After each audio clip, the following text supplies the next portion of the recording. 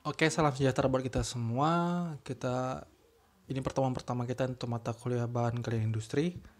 Mohon maaf karena terlalu lama kita mulai, jadi tidak masalah. Kita coba mengejar ya. Eh, oke, langsung aja kita mulai untuk mata kuliah ini. Oke, mata kuliahnya tuh pemanfaatan bahan gali industri. Sebelumnya itu kita harus mengenal itu yang namanya apa itu yang namanya bahan gali industri, begitu ya. Jadi bahan gali industri ini bisa diklasifikasikan menurut sumbernya, berdasarkan sumbernya bisa diklasifikasikan menjadi beberapa jenis. Yang pertama itu bahan galian berdasarkan dengan batuan sedimen, bahan galian berdasarkan dengan batuan gunung api. Yang ketiga itu bahan galian berdasarkan bahan hidrotermal, dan bahan galian berdasarkan batuan malihan. Gitu. Jadi bahan galian ini diperoleh secara langsung dari alam. Proses pengalian bahan galian ini, bahan galian industri ya, maksud saya, dapat dilakukan secara manual ya, dengan menggunakan alat seadanya.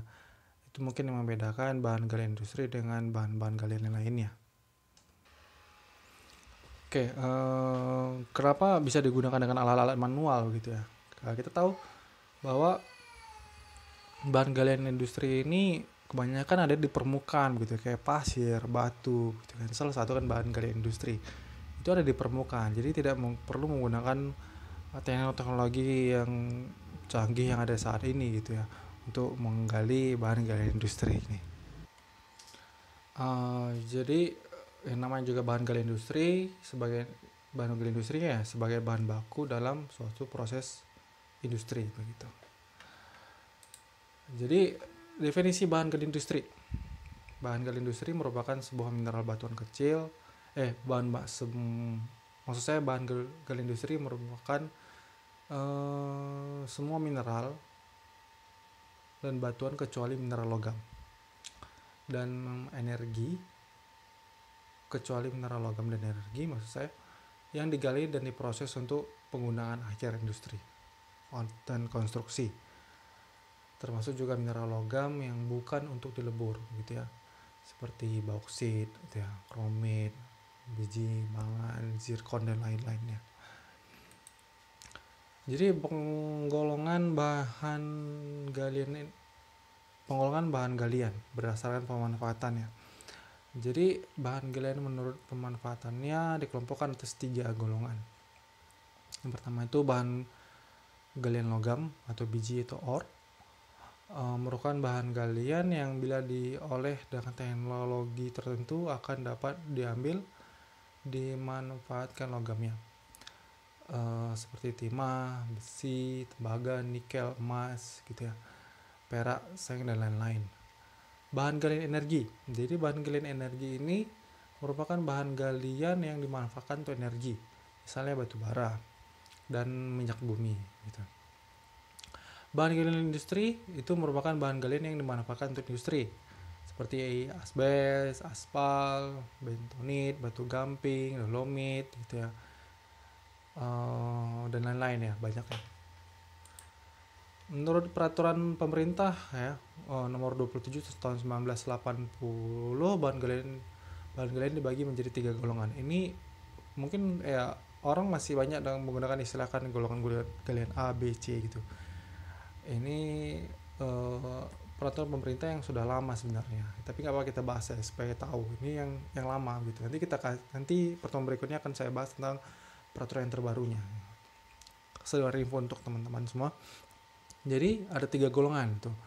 Pertama tuh bahan galian yang strategis, disebut pula bahan galian golongan A ya, terdiri dari minyak bumi,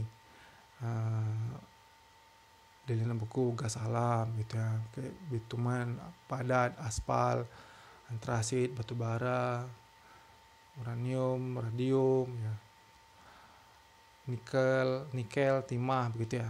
Yang kedua itu bahan galian vital, disebut pula dan bahan galian golongan B, terdiri dari besi, mangan, tembaga, timbal, seng, emas, platina, perak, air raksa, arsen, banyak yang lainnya. Yang ketiga itu bahan galian non strategis, non vital, disebut pula bahan galian golongan C. Itu terdiri dari kayak eh asbes gitu ya, magnesit, ya em, apalagi gipsum gitu ya,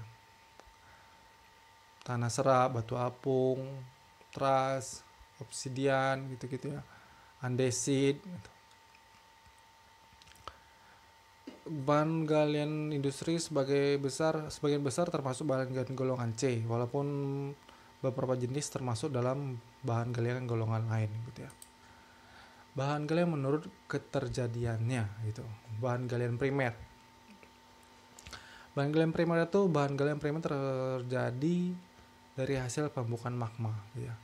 Magma adalah jenis leburan silikat panas alamiah terdapat di dalam bumi gitu, dan merupakan sumber dari semua unsur kimia dalam mineral. Jadi proses pembukuan berlangsung apabila magma tersebut mengalami penurunan suhu. Misalnya ketika menerobos ke dalam lapisan kulit bumi atau bersentuhan dengan atmosfer gitu ya. Akhirnya terjadilah tubuh batuan beku yang membentuk di dalam kerak bumi begitu. Demikian pula proses terjadinya bahan galian. Jadi tergantung mineral-mineral apa yang banyak dikandung oleh magma yang membeku tersebut gitu. Jika banyak mineral-mineral mengandung emas dan perak, maka terjadilah endapan bahan galian emas dan perak gitu. Bahan galian sekunder itu terbentuk karena adanya perombakan atau pelapukan atau yang namanya pelapukan dan erosi begitu. Singkapan dari batuan yang telah ada karena berhubungan langsung dengan yang namanya atmosfera, hidrosfera, dan biosfera begitu. Biasanya untuk pembentukan endapan bahan galian sekunder ini diperlukan batuan sumber ya di daerah daratan. Batuan sumbernya dapat berupa batuan beku, malihan, dan batuan sedimen. Jadi proses perombakan terjadi karena proses fisika, kimia, dan karena hasil kerja jasad hidup begitu. Hasil perombakannya berbentuk padat dan lepas-lepas seterusnya dan mengalami proses pengangkutan ke tempat lain gitu.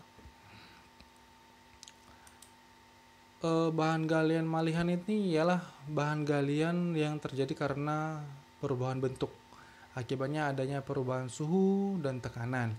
Faktor ini dapat bekerja sendiri-sendiri atau gabungan. Misalnya karbon dapat berubah menjadi grafit atau intan gitu. Batu gamping berubah menjadi marmer. Dan contoh bahan galian malihan yang lain tuh kayak kuarsit, batu sabak, mika, atau asbes dan lain-lain. Bahan galian sedimenter itu bahan galian yang terjadi benar-benar ada pengendapan dari atas ke bawah di dalam larutan gitu. Misalnya batu bara, oil shale, minyak bumi, garam-garam sebagainya. Penggolongan bahan galian industri berdasarkan cara terbentuknya gitu. Okay. Mengacu pada Tusadia dan kawan-kawan, BG atau bahan galian industri berkaitan dengan batuan sedimen. Kelompoknya dapat dibagi menjadi kayak tadi ya, ada kelompok A, kelompok B gitu ya. Bahan galian kayak sub kelompok A itu bahan galian industri berkaitan dengan batu gamping, dolomit, kalsit, marmer, onyx, fosfat, rinjang, dan gipsum. Sub kelompok B, bahan galian industri yang berkaitan dengan batuan sedimen lainnya kayak bentonit, gitu ya, zeolit, diatomea, yodium, mangan, feldspar gitu.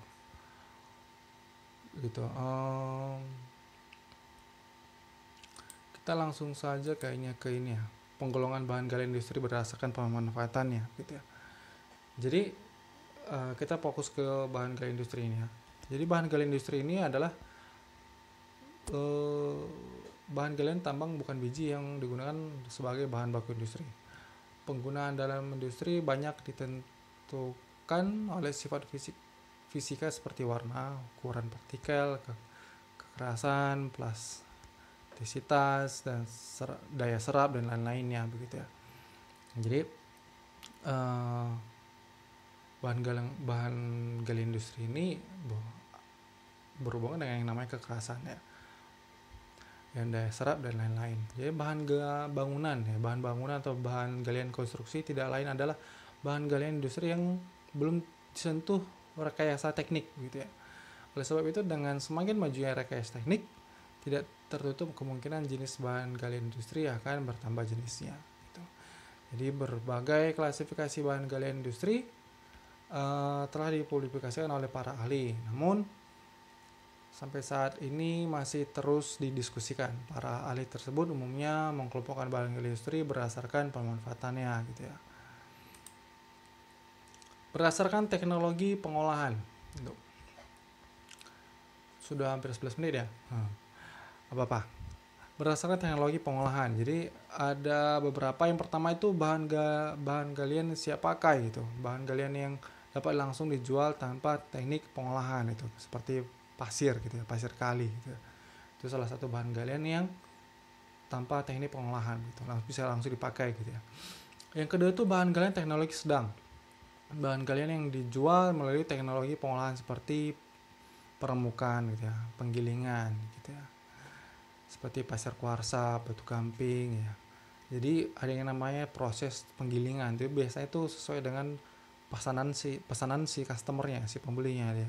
Mungkin ada customer atau pembeli yang menginginkan ukuran-ukuran tertentu begitu ya. Yang ketiga itu bahan galian teknologi maju. Itu bahan galian yang diolah dengan cara flostasi gitu, magnetik, pelarutan kayak kaolin gitu ya. Untuk keramik gitu ya, biasanya kalau untuk keramik, fosfat atau untuk pupuk, fosfat untuk pupuk gitu. Ini mungkin yang terakhir aja, nanti kita lanjut lagi untuk slide pertemuan selanjutnya. Yang terakhir itu ciri umum bahan galian. Jadi yang pertama itu pengolahan dan penambangan menggunakan alat sederhana gitu ya. Ciri umum bahan galian itu yang pertama itu pengolahan dan penambangan menggunakan alat sederhana. Bila produksi besar dapat digunakan peralatan canggih seperti ya perusahaan lain ya. Kalau memang produksinya sudah besar, menggunakan alat-alat yang bisa dikatakan alat-alat yang canggih, alat-alat berat begitu. Yang kedua, deposit menyebar skala kecil, namun ada juga yang besar cadangannya seperti batu gamping gitu. Ketiga, produksi dipasarkan lokal. Produksi dipasarkan lokal akan mudah, sering pasar menjadi sempit gitu. Jadi bahan-bahan galian ini kadang ya diproduksi atau dipasarkan secara lokal begitu ya, nggak perlu diekspor ke sana ke sini gitu ya. Yang keempat, resiko pengusahaan kecil karena modal kecil, perizinan relatif lebih mudah gitu ya. Yang keenam tuh masa lingkungan kurang diperhatikan gitu ya. Memang banyak kelihatan kalau bahan-bahan kalau ada tambang-tambang bahan galian industri itu memang masalah lingkungan ini kurang diperhatikan begitu ya. Bahan galiannya habis, sudah ditinggal gitu aja gitu ya. Atau mungkin mengeruk pasir di sungai, di kali gitu ya. Dampaknya ke masyarakat kan pasti ada ya, kayak air yang mengkeruh lah gitu ya. Pemanfaatan air untuk warga sekitar jadinya nggak bisa maksimal lagi karena airnya keruh. Tapi kan nggak ada kayak penanggulangan atau bagaimana cara mengatasinya gitu ya. Nama juga tambang-tambang kecil begitu ya, bukan tambang besar. Mereka juga nggak mungkin mau mengeluarkan biaya lagi untuk misalnya bisa dikatakan untuk merawat alam, merawat lingkungan yang ada di sekitar itu. Mereka nggak bakal mau mengeluarkan uang lagi untuk itu begitu. Karena penghasilan mereka juga kecil begitu. Yang ketujuh itu masalah utama ada pada model manajemen, teknik pengolahan pasar. Yang terakhir itu harga relatif murah gitu, kecuali dibentuk seni gitu. Oke, itu dulu sementara untuk kuliah kita. Nanti beberapa hari lagi akan saya lanjutkan untuk bahan galian industri. Terima kasih.